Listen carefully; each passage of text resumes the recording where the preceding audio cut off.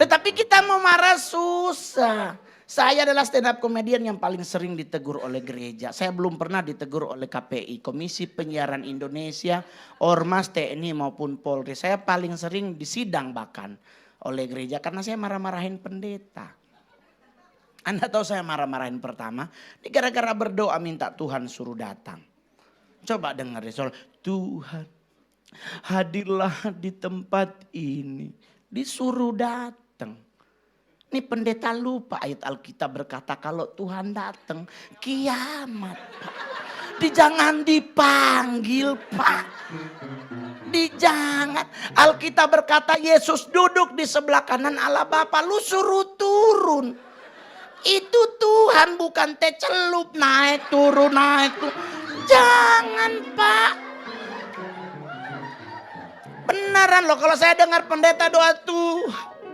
Hadirlah di tempat ini. Gue langsung pulang goblok nakut-nakutin. Jangan dipanggil Pak.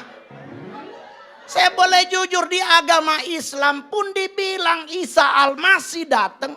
Kiamatlah kita manggil.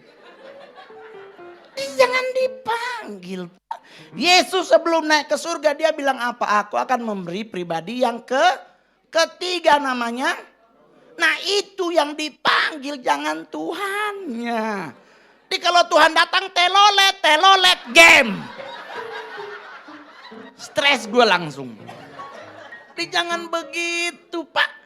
Mau umur panjang gampang. Budek obatnya. Soalnya mengolpe oma meninggalnya lama sampai 100 karena dia budek. Udah dipanggil-panggil mungkin dari umur 70 Yohana. Hei Yohana. Oma saya namanya Yohana. Yohana. Malaikat bilang bos budek. Aduh lama mati no. Begitu. Gak usah ribet Pak. Gak usah ribet. Nenek saya pelarian dari China masuk Indonesia tanggal 9 November 1912. Bisa umur panjang karena gak mikir hidupnya. Zaman dia katanya lagi hidup oleh zaman perang. Dia lagi buang air besar di kali. Di petak 9 tahu-tahu ada bom. Dia gak sempat mikir cebok Pak dia kabur. Saya bilang amak jorok banget sih. Hayya biar gua jolok kan ada lu jadinya. Ini kenapa gak cebok? Hayya kalau gua cebok pasti ditembak Belanda.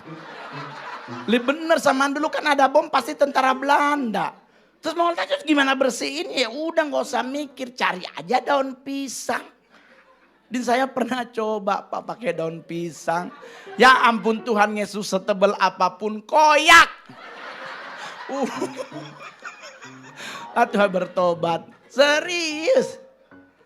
Jadi orang suka nanya ini paling terakhir kenapa Mongol bisa sukses? Saya tidak pindah gereja dari 1999. Sampai hari ini saya masih tetap di gereja GBI. Ibu gembala saya seorang janda. Jemaat saya cuma sedikit. Kalau saya pingin jadi artis yang pingin gereja besar, saya bisa. Terus untuk bisa naik mimbar dulu GBI punya syarat harus ikut dolos camp. Saya ikut Pak. Udah artis dimarah-marahin gurunya. Pingin gua gampar tuh guru loh. Cuman gara-gara Alkitab gua tinggal di ruang belajar. Gua balik dari makan hilang Alkitabnya diumumin. Tadi ada hamba Tuhan yang tidak bertanggung jawab. Gua langsung ya gua lagi nih. Tapi itu aturan yang udah dibekukan, yang udah diperlakukan, lakukan. Tidak berarti kita mentang-mentang jadi artis itu serta-merta punya oh gue punya jalur khusus. Ya enggak. Saya ikut sampai lulus. Teman-teman bilang ih kenapa lu gak bayar aja Ngol. Gak bisa pelayanan gak bisa dibayar. Termasuk untuk hari ini pun saya ditelepon. Saya langsung bilang untuk gereja saya tidak pernah pakai red.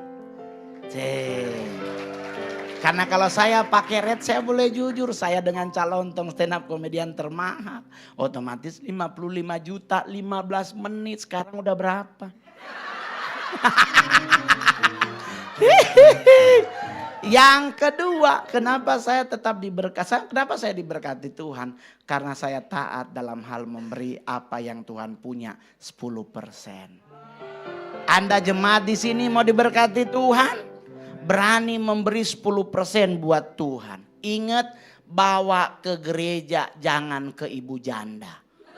Saya pernah ketemu bapak-bapak perpuluhan mau dikasih ke anak yatim ya Kak Mol, nggak boleh.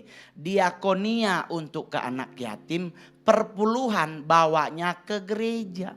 Dan biarkan gereja yang mengelola duitnya. Nggak usah pusing dipakai buat apa. Saya stres dulu waktu ngasih perpuluhan. Waktu masih gembel 200.000 gua ikhlas. Lah sekarang jadi artis udah penghasilan 400 juta, mumet otak gua. Darah Yesus gede banget nih duit. Apalagi gua ada Cinanya sayang kan. Gua mikir aduh kenapa gereja 10% ya. Sebelah kan cuma 2,5. Kayaknya lo pikir gua aduh gimana ya. Udah gitu ya udahlah gua kasih 40 juta. 2 minggu manggung. Minggu ketiga datang ibu gembala cincinnya baru. Mumet otak gua. Darah Yesus duit gue dibeliin cincin tuh. Jujur. Itu kesaksian ini gak pernah berubah. Boleh cari di YouTube. Saya gak pernah berubah ini soal ini. Saya gak ke gereja 4 bulan pastor, jujur. Karena benar Alkitab bilang. Di mana hartamu, di situ hatimu. Saya berat sama harta. Saya 4 bulan gak ke gereja. Ditegur Tuhan saat doa pagi. Saya lahiran GPDI. Sampai hari ini pastor saya masih beston jam 3 pagi. Jadi saya lahiran GPDI dengan lagu favorit setiap kali beston ada pertemuan di udara. Yang tua-tua pasti tahu tuh lagu ada pertemuan di udara. Itu doa beston kan makin ke bawah pertemuan yang manis. Tak tidur ulang. Saya jujur 4 bulan gak ke gereja. Doa pagi lah saya ditegur Tuhan. Engkau mau hitung-hitungan dengan hartamu. Cuman kalimat itu doang. Kalau darah Yesus. Aduh. Gue langsung ingat. Napas gue sehari berapa oksigennya. Darah gue berapa. Jantung gue berapa. Berarti gue nunggak sama Tuhan. Cuman 40 juta gue hitung-hitungan sama Tuhan. Tuhan balas. Langsung Tuhan bilang mulai besok lu napas sehari 3 kali. Ini mumet gue langsung. Dari situ sampai hari ini saya tidak gagal memberi perpuluhan. Orang tanya bagaimana caranya Mongol biar tidak stres. Kasih setiap kali kita dapat. Jangan dikumpul. Saya ikutin Esther. Coba baca di kitab Esther. Setiap Esther mendapatkan harta dari Ahasiaweros. Suaminya langsung dititip ke Mordekai malam itu juga. Jadi saya kalau seandainya ini dapat persembahan kasih, langsung saya kasih ke gereja apa yang menjadi haknya gereja. Jadi nggak berat coy. Yang bikin berat tuh dikumpul. Langsung bunyi darah Yesus. Tapi kalau dikasih, saya setiap hari ini nanti ada acara di sana juga saya dibayar katanya sih dapat 120 juta. Karena nge-MC 4 jam. Terus orang bilang, wah lu pamer perhiasan Mongol. Sorry sayang. Saya mau ingatkan satu hal. Tidak semua yang berwarna kuning itu emas.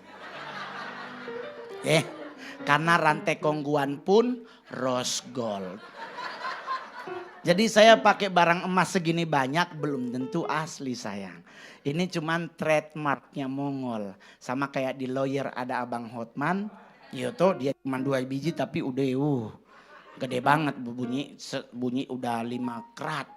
Itu Coca-Cola, kalau berlian 5 karat. Kalau kerat itu Coca-Cola sekrat, isi 24. Ya toh, jadi selamat ulang tahun yang pertama buat gereja ini.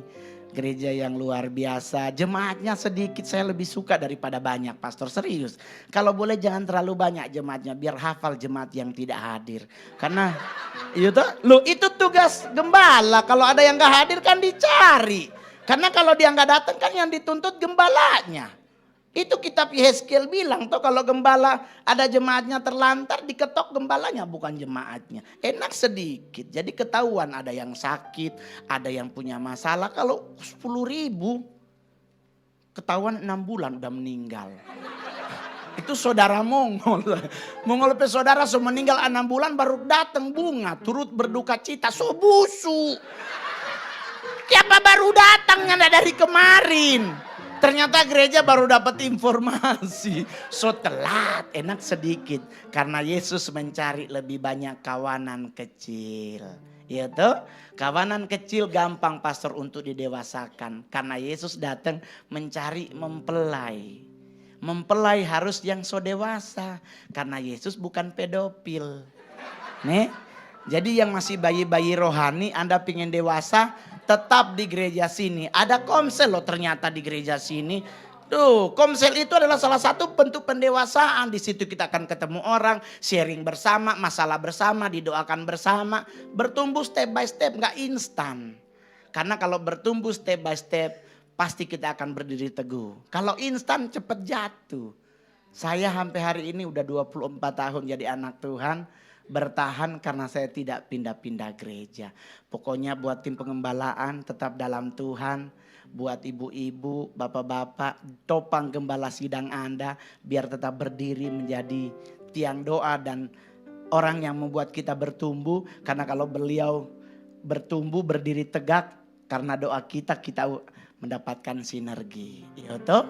Kita berdoa buat ini buat ini. Tapi yang penting buat KKR pastor, jangan lagi ada perintah buat yang sakit. Taruh tangan kirimu di bagian yang sakit. Angkat tanganmu kepada Tuhan. Ini gak enak. Diangkat tangan kepada Tuhan, tahu-tahu sakitnya embeyen.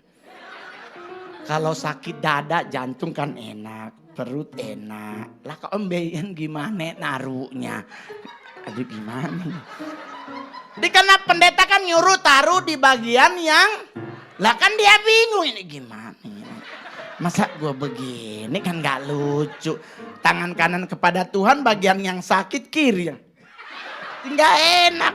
Itu kalau sakitnya embeyen. Lah kalau dia sakitnya kencing manis. Dia bingung mau naruh di mana.